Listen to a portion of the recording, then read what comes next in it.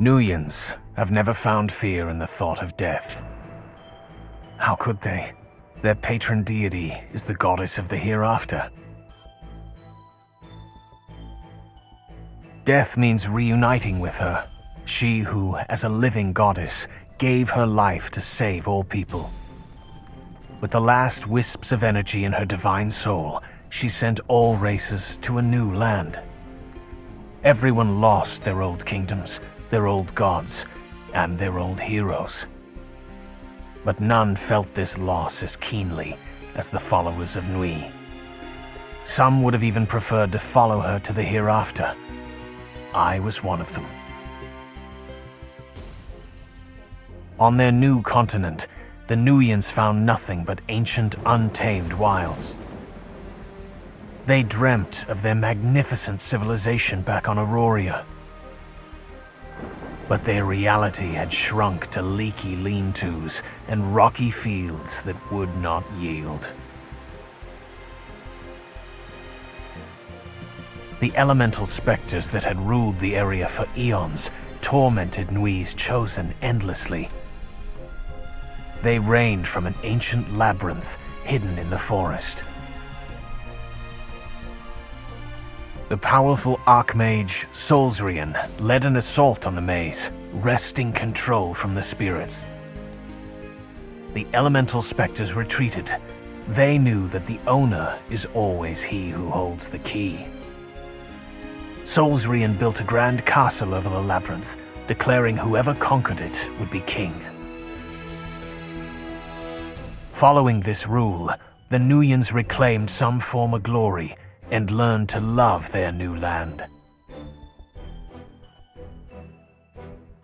However, roads remained smooth only for so long.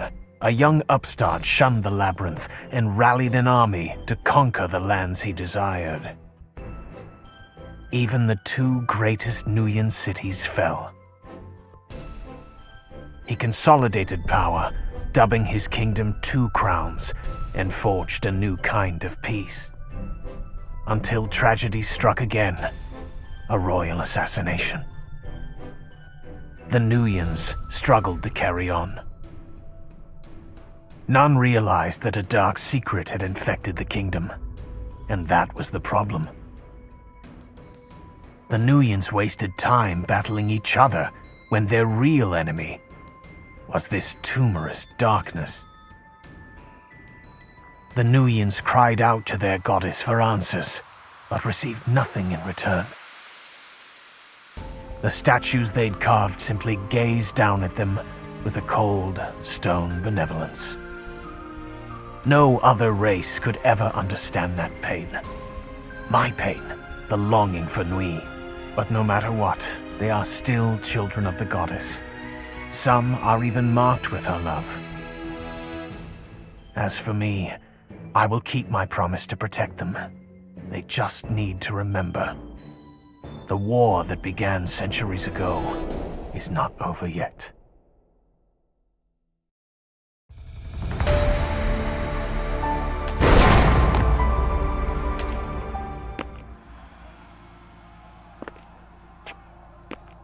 The elves had always lived in glory.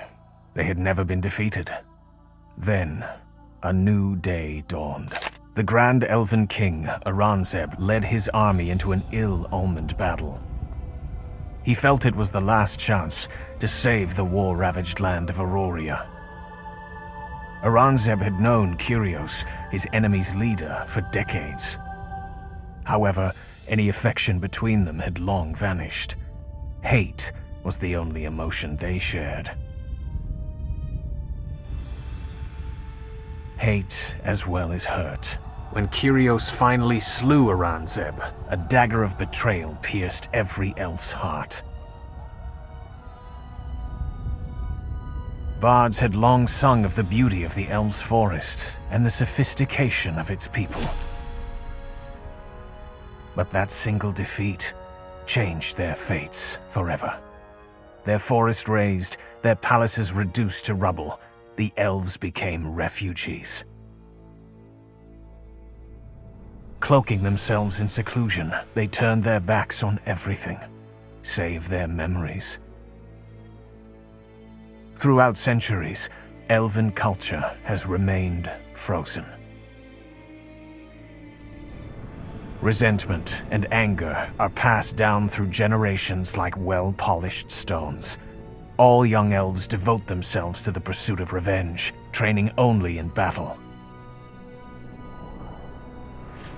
Would Aurangzeb be happy to know his people choose to live like this? To abandon all hope of king or kingdom until Kyrios pays for his transgressions? Such questions are considered deeply treasonous. The elders are now all warriors, studying the art of bloodshed instead of philosophy. Their sole purpose is preparing their people for the coming war. Still, they can only do so much.